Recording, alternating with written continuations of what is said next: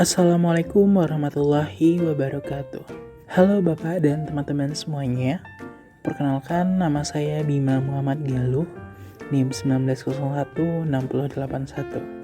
Pada kesempatan ini, saya akan membahas mengenai teks puisi.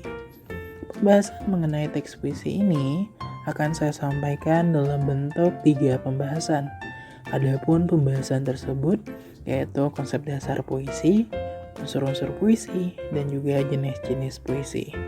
Langsung saja kita masuk ke dalam pembahasan pertama, yaitu konsep dasar puisi. Konsep dasar puisi. Puisi merupakan ragam sastra yang terikat oleh unsur-unsurnya, seperti irama, mantra, rima, baris, dan bait. Puisi juga dapat dikatakan sebagai ungkapan emosi, imajinasi, ide, pemikiran, irama, nada, susunan kata, kata-kata kiasan, kesan panca indera, dan juga perasaan. Seperti yang teman-teman ketahui, puisi dapat diungkapkan dengan berbagai teknik. Adapun teknik tersebut bertujuan untuk dapat membangkitkan pengalaman tertentu dalam diri pembaca atau para pendengarnya. Setelah kita membahas mengenai konsep dasar puisi secara umum, selanjutnya kita akan melihat bagaimana konsep puisi menurut ahli. Menurut Herman J. Waluyo pada tahun 1987, puisi merupakan bentuk karya sastra yang mengungkapkan pikiran dan perasaan penyair secara imajinatif yang disusun dengan cara mengonsentrasikan struktur fisik dan struktur batinnya.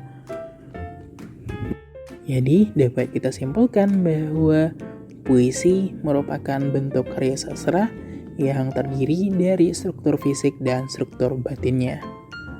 Selanjutnya, kita akan membahas mengenai apa saja unsur-unsur yang ada dalam sebuah puisi.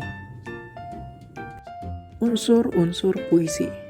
Karya sastra termasuk puisi adalah sebuah struktur. Sebuah struktur yang menyiratkan adanya unsur-unsur pembentuk.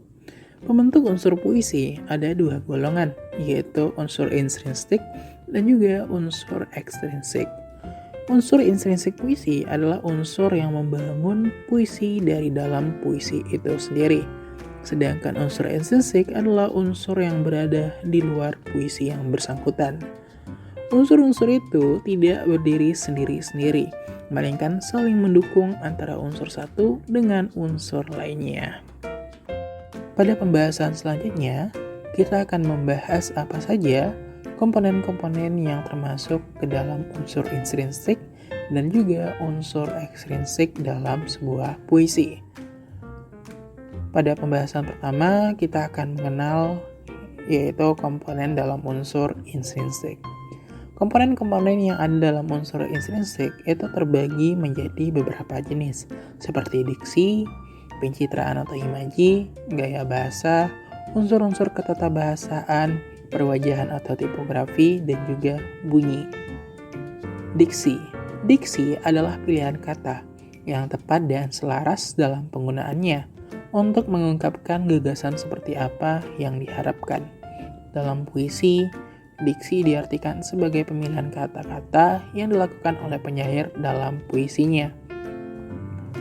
Pencitraan atau imaji adalah kata atau susunan kata-kata yang dapat mengungkapkan pengalaman indrawi atau pelibatan panca indera. Selanjutnya ada gaya bahasa.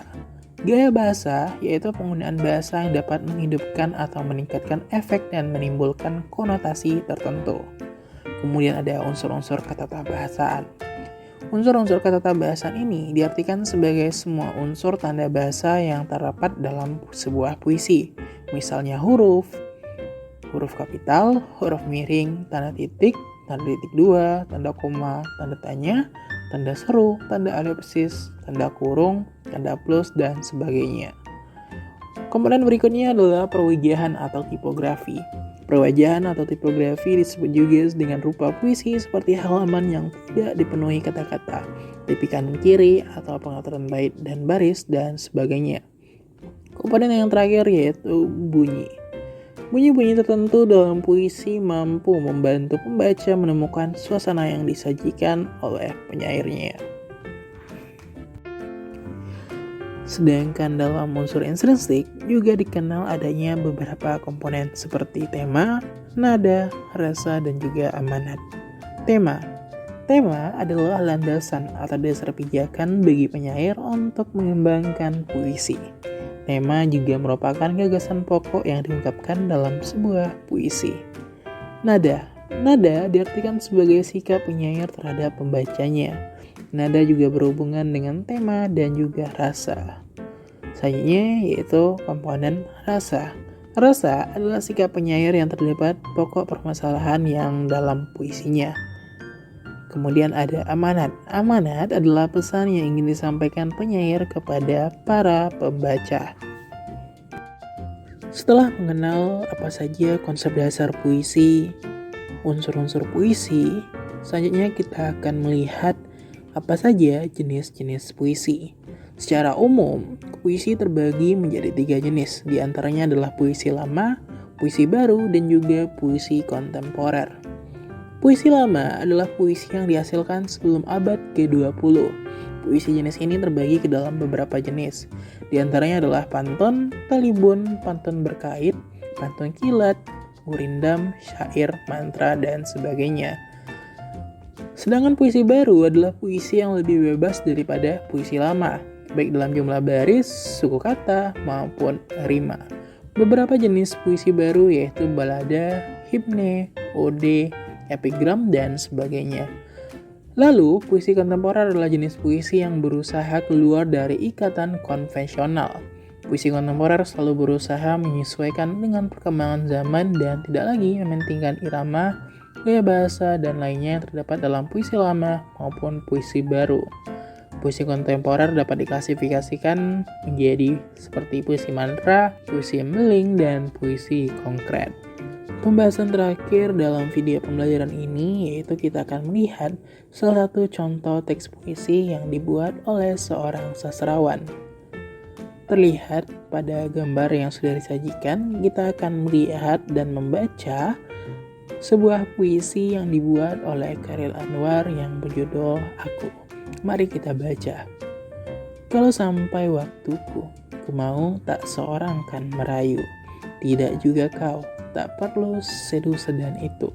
Aku ini binatang jalang dari kumpulannya yang terbuang.